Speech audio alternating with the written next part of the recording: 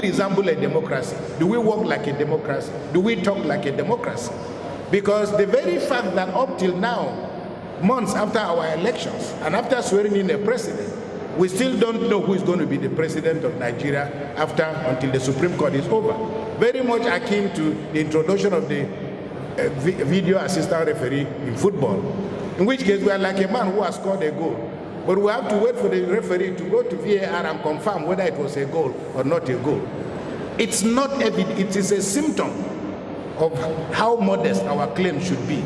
Because we very often confuse the very fact that we're in a civilian administration with the notions of being in a democracy.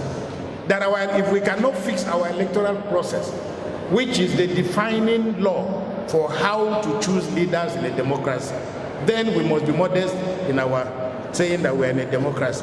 We have seen the worst face of corruption in Nigeria. Femi Falana, my friend here, will speak about that because he's published a series of articles talking about what happened under the Buhari administration.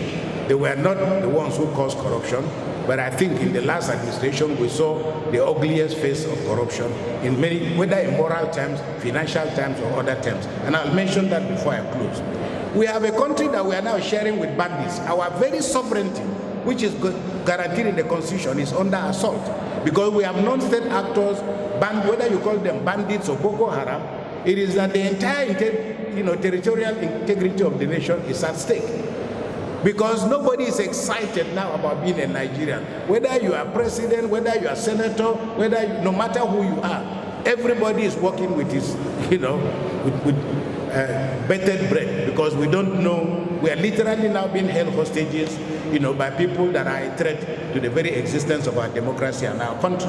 Our judiciary is in a crisis of perception, but also based on the experiences that Nigerians have had. It will not be surprising if ordinary Nigerians think that the only thing the Supreme Court does is to look at election petitions. Because we're looking up to the Supreme Court to help extend the frontiers of democracy and human freedoms. But very often, those institutions with Nigerians perceive that they've now become so severely compromised. That has consequences for democracy and how we see the process of democratization.